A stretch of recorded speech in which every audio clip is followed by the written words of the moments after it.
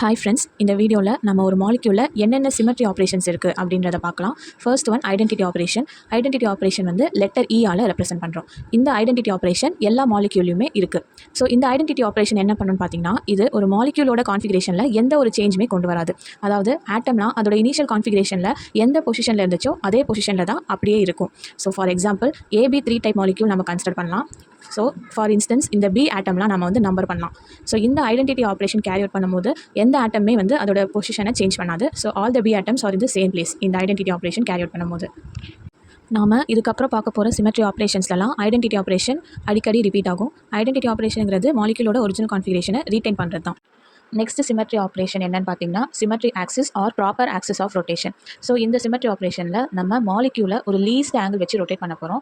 எந்த ஆக்சிஸ் வேணால் நம்ம எடுத்துக்கலாம். X axis, Y axis, Z axis எது வேணால் எடுத்துக்கலாம். ஸோ அந்த மாதிரி நம்ம மாலிக்யூலை ரொட்டேட் பண்ணும்போது நமக்கு கிடைக்கிற ஃபைனல் கான்ஃபிகரேஷன் வந்து நம்ம மாலிக்யூலோட ஒரிஜினல் கான்ஃபிகரேஷனுக்கு ஈக்குவலண்ட்டாக இருக்கும். ஸோ இதுதான் வந்து symmetry axis or proper axis of rotation. So இதில் நம்ம மாலிக்யூலை வந்து எந்த ஆங்கிளில் ரொட்டேட் பண்ணுறோம் அப்படின்றத நம்ம எந்த ஃபார்முலா யூஸ் பண்ணி பார்க்குறோம்னா 360 டிகிரி டிவைடட் பை n அப்படின்ற ஒரு ஃபார்முலா தான் நம்ம வந்து பார்க்குறோம். ஸோ இதில் n அப்படிங்கிறது என்ன அப்படின்னு பார்த்தீங்கன்னா, number of times the molecule can be rotated. அதாவது நம்மளோட இனிஷியல் கான்ஃபிகரேஷனில் எந்தெந்த ஆட்டம் எந்தெந்த இடத்துல இருந்துச்சோ அதே இடத்துக்கு திரும்ப வரத்துக்கு எத்தனை வாட்டி நம்ம மாலிக்யூலை ரொட்டேட் பண்ணுறோம் அப்படிங்கிறத இந்த n-ங்கிற நம்பர். இந்த ப்ராப்பர் ஆக்சிஸ் ஆஃப் சிமெட்ரியை ஒரு எக்ஸாம்பிளோட பார்க்கும்போது இன்னும் ஈஸியாக அண்டர்ஸ்டாண்ட் பண்ணிக்கலாம். ஈஸியாக அண்டர்ஸ்டாண்ட் பண்ணிக்கிறதுக்காக AB3 டைப் மாலிக்யூல் எடுத்துக்கலாம். இந்த AB3 டைப் மாலிக்யூலுக்கு ட்ரைகோனல் பிளேனார் ஸ்ட்ரக்சர் இருக்குது. இந்த AB3 டைப் மாலிக்யூலில் இருக்கிற பாண்ட் ஆங்கிள் 120 டிகிரிஸ். நாம் இப்போ இந்த மாலிக்யூலை 120 டிகிரிஸ்க்கு ரொட்டேட் பண்ண போகிறோம். ஸோ இந்த ரொட்டேஷன் நம்ம கிளாக் வைஸும் பண்ணலாம், ஆன்டி கிளாக் வைஸும் பண்ணலாம்.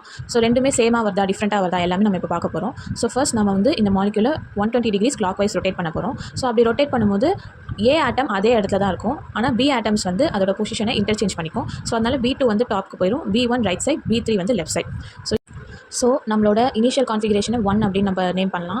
நமக்கு ரொட்டேஷன் பை 120 டிகிரிஸ் வழியாக கிடச்ச கான்ஃபிகரேஷனை 2 அப்படின்னு நம்ம நேம் பண்ணலாம். ஸோ நம்மளோட நெக்ஸ்ட் ரொட்டேஷன் நம்மளோட ஃபஸ்ட்டு கான்ஃபிகரேஷன்லேருந்து கொண்டு வரலாம், செகண்ட்லேருந்து கொண்டு வரலாம். ஃபஸ்ட்டு கான்ஃபிகரேஷனை 2 × 120 டிகிரிஸ் வழியாக நம்ம ரொட்டேட் பண்ணணும். செகண்ட் கான்ஃபிகரேஷனை வெறும் 120 டிகிரிஸ் வழியாக ரொட்டேட் பண்ணணும். ஸோ இப்போ நீங்கள் செகண்ட் கான்ஃபிகரேஷன் வழியாக பாருங்கள், அந்த B3 ஆட்டம் டாப்க்கு போயிடும். ஸோ அதுக்கேற்ற மாதிரி B1 லெஃப்ட் சைட், B2 வந்து ரைட் சைட். ஸோ இப்போ இந்த கான்ஃபிகரேஷன் வந்து நம்மளோட தேர்ட் கான்ஃபிகரேஷன். ஸோ இப்போ நம்மளோட நெக்ஸ்ட் ரொட்டேஷன் வந்து நம்மளோட இனிஷியல் மாலிக்யூல்லேருந்து பார்க்கும்போது அது வந்து 3 × 120 டிகிரிஸ்க்கு நம்ம ரொட்டேட் பண்ணுறோம். ஸோ இப்போ தேர்ட் கான்ஃபிகரேஷன்லேருந்து பார்க்கும்போது அதை வந்து நம்ம வெறும் 120 டிகிரிஸ்க்கு ரொட்டேட் பண்ணால் போதும். இந்த ரொட்டேஷனில் நம்மளோட B1 ஆட்டம் திரும்ப டாப்க்கு வந்துடும், B2 வந்து லெஃப்ட் சைட், B3 வந்து ரைட் சைட். ஸோ இது நம்மளோட ஃபோர்த் கான்ஃபிகரேஷன். இப்போ எல்லா ரொட்டேஷனையும் கம்பேர் பண்ணி பார்க்கும்போது ஆட்டம்லாம் அதோட இனிஷியல் பொசிஷனில் இருந்த கான்ஃபிகரேஷன் வந்து 1. அப்போ 2ம் 3ம் பார்த்தீங்கன்னா அதில் பி ஆட்டம்ஸ்லாம் அதோட பொசிஷன் இன்டர்சேஞ்ச் பண்ணியிருக்கு. ஸோ அது வந்து ஈக்குவலன்ட் டு 1. அப்போது நீங்கள் ஃபோர்த்து கான்ஃபிகரேஷன் பார்த்தீங்கன்னா எந்த ஆட்டமே வந்து அதோட பொசிஷனில் சேஞ்சே கிடையாது. ஸோ இது வந்து identical to the initial configuration R same to the initial configuration சொல்லலாம். ஸோ இப்போது இந்த AB3 டைப் மாலிக்யூலில் 3 ரொட்டேஷன்ஸ் நமக்கு தேவைப்படுது. எதுக்குன்னா நம்மளோட இனிஷியல் மாலிக்யூலை திரும்ப அதோட ஒரிஜினல் கான்ஃபிகரேஷனுக்கு கொண்டு வரதுக்கு 3 ரொட்டேஷன்ஸ் தேவைப்படுது. ஸோ இப்போ இந்த ப்ராப்பர் ஆக்சிஸ் ரொட்டேஷன் அப்படிங்கிறது n ஃபோல்டு சிமெட்ரி, அதாவது நம்பர் ஆஃப் ரொட்டேஷன்ஸ் நம்மளோட இனிஷியல் மாலிக்யூலை திரும்ப கொண்டு வரதுக்கு எவ்வளோ தேவைப்படுது அதுதான் வந்து n ஃபோல்டு சிமெட்ரி. ஸோ இதில் வந்து 3 ரொட்டேஷன்ஸ் தேவைப்படுதுங்கிறனால இது வந்து 3 ஃபோல்டு சிமெட்ரி அப்படின்னு நம்ம வந்து சொல்கிறோம். ஸோ இப்போ இதோட CN ஆக்சிஸ் என்ன அப்படின்னு பார்த்தீங்கன்னா C3 axis. AB3 type மாலிக்யூலுக்கு C3 axis இருக்குது அப்படின்னு நம்ம வந்து சொல்லணும். ஸோ இப்போ இதில் 3 நம்பர் ஆஃப் ரொட்டேஷன்ஸ் வந்து நம்ம பார்க்குறோம். அப்போது ஃபஸ்ட்டு ரொட்டேஷனை நம்ம வந்து C31 அப்படின்னு சொல்லணும், இல்லைனா வெறும் C3 கூட சொல்லலாம். செகண்ட் ரொட்டேஷனில் நம்ம 2 × 120 பண்ணுறோம், அதனால் இது வந்து C32. தேர்ட் ரொட்டேஷனில் நம்ம 3 × 120 டிகிரிஸ் நம்ம ரொட்டேட் பண்ணுறோம். ஸோ இது வந்து C33. பட் நீங்கள் இந்த தேர்ட் ரொட்டேஷனில் பார்த்தீங்கன்னா அதில் வர கான்ஃபிகரேஷன் வந்து நம்ம இனிஷியல் கான்ஃபிகரேஷனுக்கு சேமாக இருக்குது. ஸோ அப்போ நம்ம என்னன்னு சொல்லலாம்னா இந்த C33 ரொட்டேஷன் வந்து நம்மளோட ஐடென்டிட்டி ஆப்ரேஷனுக்கு ஈக்குவலண்ட்டாக இருக்குது. அதாவது C33 = ஐடென்டிட்டி ஆப்ரேஷன் E அப்படின்னு நம்ம வந்து எழுதலாம். ஸோ இப்போது இந்த மாலிக்யூலில் நம்ம கிளாக் வைஸ் ரொட்டேஷன் பதிலாக ஆன்டி கிளாக் வைஸ் ரொட்டேஷன் வந்து பண்ணி பார்க்க போகிறோம். ஸோ கிளாக் வைஸ் ரொட்டேஷனில் நமக்கு வந்து ஃபஸ்ட்டு கான்ஃபிகரேஷனில் B2 வந்து டாப்பில் வந்துச்சு, B1 ரைட் சைட், B3 வந்து லெஃப்ட் சைட். இப்போ நம்ம ஆன்டி கிளாக் வைஸ் ரொட்டேஷன் பண்ண போகிறோம் சேம் 120 டிகிரிஸ்க்கு. ஸோ இப்போ நீங்கள் பார்க்கும்போதே தெரியும், B1 வந்து லெஃப்ட் சைடு வந்துடும், B2 ரைட் சைட், B3 தான் வந்து டாப்பில் வரும். ஸோ அப்போது இந்த AB3 டைப் மாலிக்யூலில் நம்ம வந்து 2 விதமான C3 ரொட்டேஷன் பண்ணலாம். ஒன்று வந்து கிளாக் வைஸ், இன்னொன்று வந்து ஆன்டி கிளாக் வைஸ். இது ஏன் நம்ம வந்து 2 விதம் அப்படின்னு சொல்கிறோம்னா, கிளாக் வைஸில் வர கான்ஃபிகரேஷனும் ஆன்டி கிளாக் வைஸில் வர ஃபைனல் கான்ஃபிகரேஷனும் வந்து டிஃப்ரெண்ட்டாக இருக்குது. ரெண்டுமே சேமாக இருந்துச்சுன்னா நம்ம ஒரே C3ன்னு சொல்லலாம். இங்கே ரெண்டுமே டிஃப்ரெண்ட்டாக வரனால நம்ம வந்து இதை டிஃப்ரென்ஷியேட் பண்ணணும். ஸோ டிஃப்ரென்ஷியேட் பண்ணுறதுக்காக ஆன்டி கிளாக் வைஸ் ரொட்டேஷனை C3 டேஷ் அப்படின்னு சொல்கிறோம்.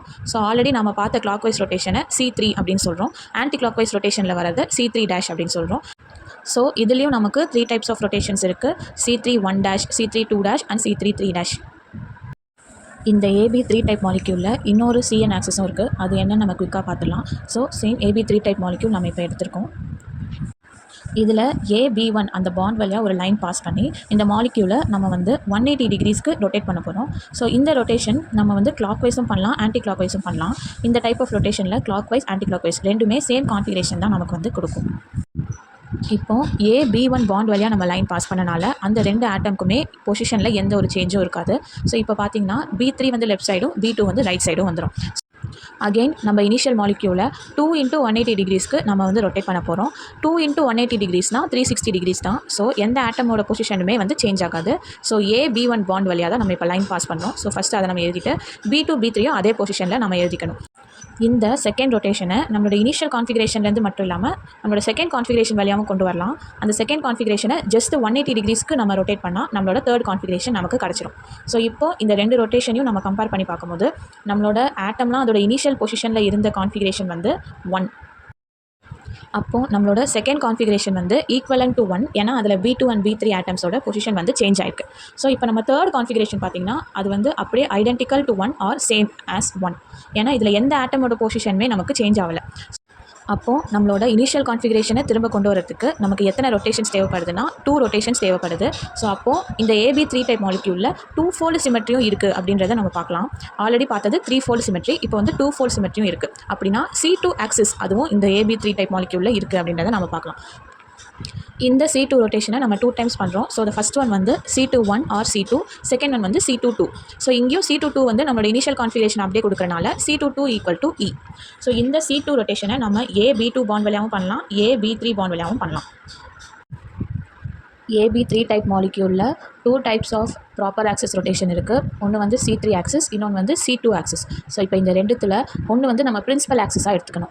C3 ஆர் C2 இந்த 2 ரொட்டேஷனில் ஏதோ ஒன்று நம்ம பிரின்சிபல் ஆக்சிஸாக எடுத்துக்கணும். ஸோ இதுக்கான கண்டிஷன் என்னென்னா எந்த ஆக்சிஸில் நமக்கு ஹையர் வேல்யூ ஆஃப் n இருக்கோ அதுதான் நம்மளோட பிரின்சிபல் ஆக்சிஸாக எடுத்துக்கணும். ஸோ அப்போது C3 வந்து பிரின்சிபல் ஆக்சிஸ், அப்போ C2 வந்து சப்சைடரி ஆக்சிஸ் அப்படின்னு நம்ம வந்து இதை கன்சிடர் பண்ணுறோம்.